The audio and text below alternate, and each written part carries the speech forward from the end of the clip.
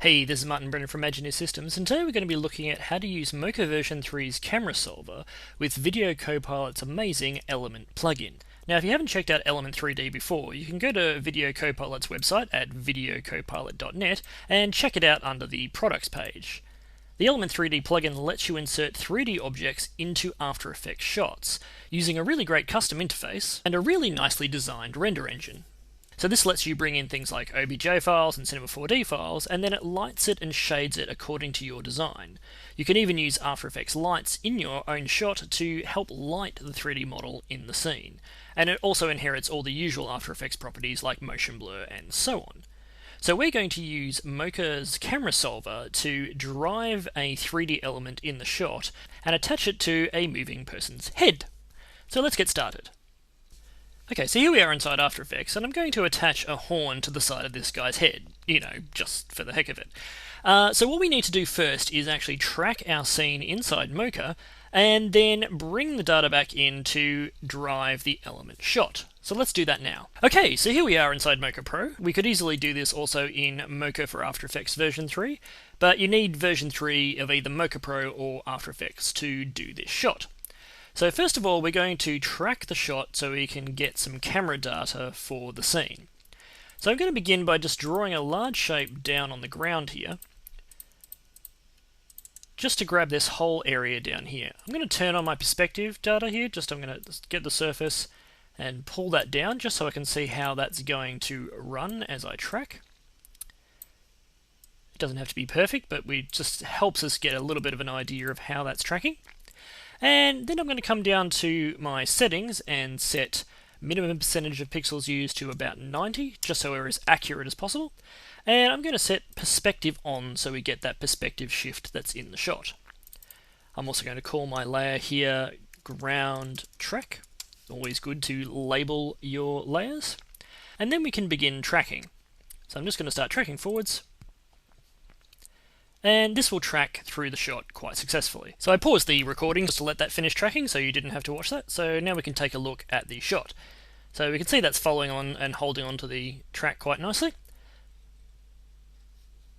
So we'll just stop that. And we can scrub through and just check to make sure it's all locked on. And that's looking pretty good.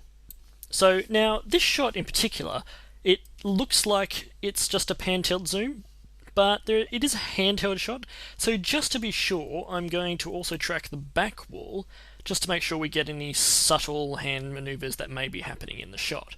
So we're going to draw another shape now on the wall here, to make sure that we accurately define the scene in question. So I'm just going to zoom out a little bit, and I'm going to come in here and draw a fairly large shape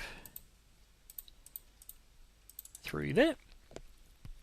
And again, with our surface data, I'm just going to pull my surface corner up and move it into a perspective of the wall. And again, I'm not being super accurate, but again, it'll just help me line it up a little bit better. And once again, we're going to do the same thing. So I'm going to turn it to 90% pixels in the minimum percentage of pixels, and I'm going to set it to perspective. Now I'm going to name this one wall track. And for some reason my caps lock's on. Let's try that again. Wall track. And I'm going to turn off the track for the ground because we don't want to track that anymore. So I'm going to click back on my wall track and start tracking. And once again, I'm going to pause this so you don't have to watch. Okay, so that's finished tracking now. And we're going to just check to see how that's looking. So let's just drag through the timeline. And that's looking pretty solid as well. Another technique you can use to make sure if your track is going well is we can click this stabilize button up here, and then that will just move the footage around our tracking data to see if it's locking on. So I can find a nice point like on the grid here, and we can see that's holding on. We can see over here that these grids are really locking down quite nicely and it's not moving around. So that suggests it's quite a good track. So now we can turn that off. So I'm going to stop the track and turn off my stabilize button. And now we have two layers in the scene that we can use to solve our camera.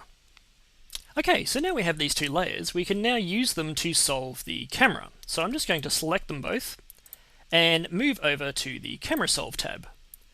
Now by default it's set to auto, and we could use that one to let it try and go through a few different solvers to guess the type of camera. But in this case, because we have that little bit of camera movement in there and we know it's a handheld, I'm going to choose small parallax instead. and we can just click Solve. So now what it's doing is going through the small parallax solver to work out the scene defined by these two tracked layers. So it's working out those planes.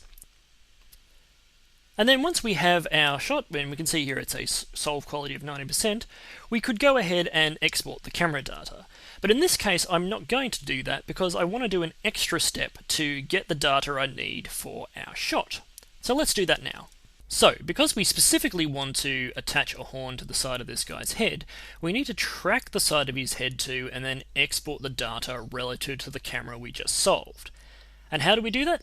It's quite easy. We just literally draw a shape and track it like any other shape. So I'm going to go back to my track tab and click the draw tool again. And I'm just going to draw a shape around the side of his head here. And I'm going to define where the surface is going to go. So I'm just going to set it down here. Now the reason I'm doing this is now you don't normally have to set a surface like this because you can just use it the way that you want it for a corner pin, for example. But when we do a camera solve, we use these surface points to define where the nulls are going to go.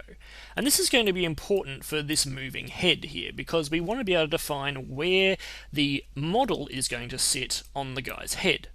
So I'm going to sit it about here. I may move it over just a little bit, so I'm just going to hold down the W key and move the whole surface over, just so it sits about here on his head. And I'm going to get an approximate perspective on the side of his skull here. So we're going to call this one here head track. And I'm going to start tracking this one using the same method we used before. So I'm going to set that to 90 and perspective, and we can begin tracking. So this will track a lot quicker because we're using a smaller area, but we've got a lot of nice texture detail here in the hair, and there's obviously the side of the head being planar here. We'll get a nice solid track. Okay, so we've stopped that again just so that you don't have to watch the whole track, and we can see the final result here. So we can see that's sitting quite nicely on the side of his head there. And now we can use this tracking information to export out to After Effects. So the great thing is that because we've done our camera solve for the scene that's not moving, we've tracked for the static areas and defined the camera for the static areas, we can now just select our layer for the head track and immediately export. We don't have to solve the camera again. So because we want to work with After Effects, I'm going to hit just copy to clipboard. We could just use FBX if we're going out to another 3D format, but here we're using After Effects, so copy to clipboard it is. So let's click copy to clipboard, and it's solved that now, and we can move over to After Effects. Okay, so here we are inside After Effects. All we need to do is come up to our edit menu now and choose Paste Mocha Camera to bring in our camera data. Now this option here will only exist if you've installed the Mocha 3D Importer plugin, which is available from our website. So I'm just going to select that, and it will bring in both our nulls and our camera data here in the shot. Now these nulls are a little bit big, so I'm just going to hit S for scale, and I'm going to select all of my nulls here, and I'm just going to bring them down to about, let's say, 50%. Just so they're a little bit smaller in our shot. So now we can go through and have a look at that, and we can see how those nulls are nicely locking to the side of his head. If I select them all, we'll also be able to see the orientation of those nulls in the shot with all of its motion data intact. Okay, and now that is the nice, easy, trackable, technical part done. Now we can start the fun part and use the element tool to bring in our 3D models. So we start an element plugin by creating a new solid. So I'm going to go new, solid, and I'll bring in that. So I'm just going to call this literally element because that's what we're going to be using. And I'm going to click OK. So it brings up a nice white solid, and then we're going to come down to Effect, Video Copilot, Element. And this will create the element in the shot. So we can see here it's quite a few different settings, and I won't go into all of them today. But in order for us to bring in our 3D model, we need to go to Scene Setup. So we just click on this button, and I'll bring over my interface, which is on my other screen, and I'm just going to expand that to full. Now, I won't go through all the settings here today. If you want to know more about the entire workflow, you can check out videocopilot.net's great comprehensive tutorials on this. But I'll just take you through the basics right now. So here we've got a whole bunch of primitives that we can use in the model browser over here. And we could use one of those if we wanted to, but I've actually created my own inside Cinema 4D, so I'm going to come up to Import, and I'm going to choose an OBJ file, which is this horn, and import it into the shot. So you can see here we've got a very unlit horn here at the moment, because I've got to change a few settings just to get it going. So I'm going to turn on an environment for this horn so we can have a look at it, and I'm going to do auto normals on it so we can get that correct lighting in the shot. Now, I'm not going to do too much to this at this stage, I just want to get it in and position it first. So for now, I'm going to leave it at this nice, easy, basic default white. So I'm going to click OK. And at the moment you can't see it in the shot because it's probably hiding somewhere without this camera. So if I turn off my camera for a second, you can see it there. But because I've got a camera set in the shot, it's hiding somewhere else. So we need to bring that model into where we want to have it. So I'm going to come to my group settings, and I'm going to set up the particle replicator. And the particle replicator has a position XY and a particle count of 1. When it has a particle count of 1, it just shows the one model that you've brought in this case our horn. So firstly, I want to set the X, Y, and Z positions to match where it is on his head.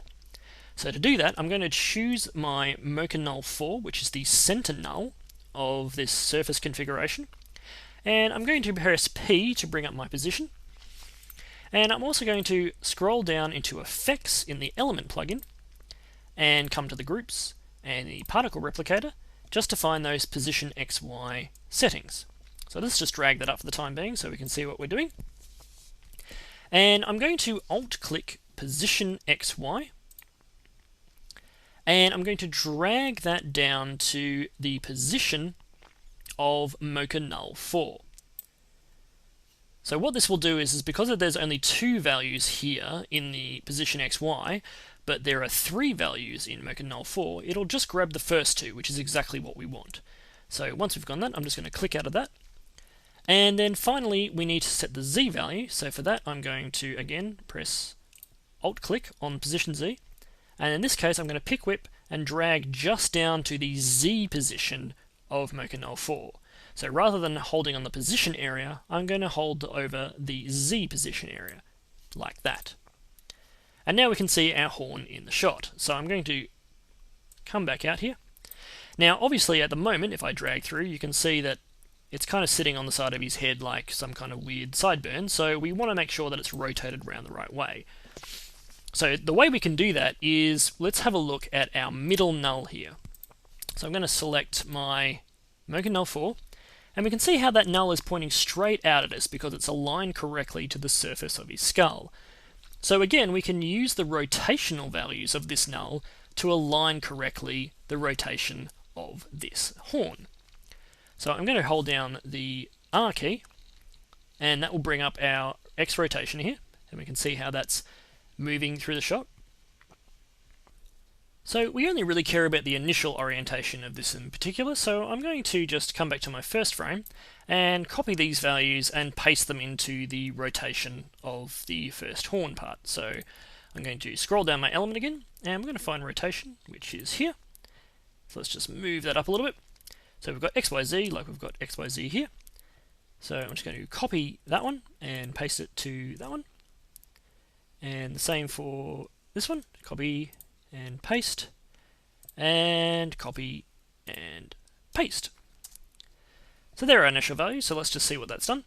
So that's rotated it around, and it's still moving correctly, but we can see obviously that the model orientation is still not quite right. So let's fix that now. Okay, so we're going to change this orientation by actually going back into our scene setup and adjusting some of the model properties of this horn. So I'm going to go back over to scene setup in Element, and that will pull up our nice interface again. And I'm just going to click on the horn section up here so we pull up the transform. Now I've already defined an anchor point in this model when I made it in Cinema 4D, and at the moment horn defaults to the anchor point at the model center. So what I want to do is actually change that to from model. So now that's going to take the axis point that I set, which is at the bottom part of this horn here. So it's going to sit more correctly in the scene. Now we also want to rotate it around correctly, so at the moment this is facing up, and now I modeled this quite differently, so I want to make sure that it's sitting the right way, so I'm going to rotate it around to about 270. Now you may have to play with these settings, but I know for a fact that I need to rotate it around this much, so you can play around with that to get that looking correct. So I'm just going to click OK. And now we can see that horn is actually sitting correctly on top of his head. So we might want to rotate it around a little bit, but we're starting to get a really nice sitting on top of his skull here. So let's just do a couple of tweaks here and we'll rotate that around. So I'm going to come down again to my particle replicator rotation, and I'm going to grab the Z-axis, and we can see that's rotating around the center point there, so I'm just going to move that around to about there. Now because it's rotated in the replicator around a little bit, I want to sort of make sure that that's still flat on his skull, so I'm going to adjust the X just a little bit, and let's bring that Z around a little bit further too. So, and I'll tweak a little bit of the Y, so we're just trying to get it nice and sitting and having this arc over a little bit, just like a bull's horn. So now when we play that back, we can see that's sitting right really nicely, and it's just arcing a little bit forwards. So now we can play with a little bit with the lighting. So that wraps up part 1 of using the camera solver in Mocha version 3 with Video Copilot's Element 3D. In part 2 we'll look at lighting, rendering and shading of the horn, along with compositing it into the shot to make it look a little bit more realistic. For more information about Mocha version 3, check out our website at imagineersystems.com. If you have any questions you can ask on the forum at forum.imagineersystems.com, or you can check out Facebook at facebook.com/imagineersystems.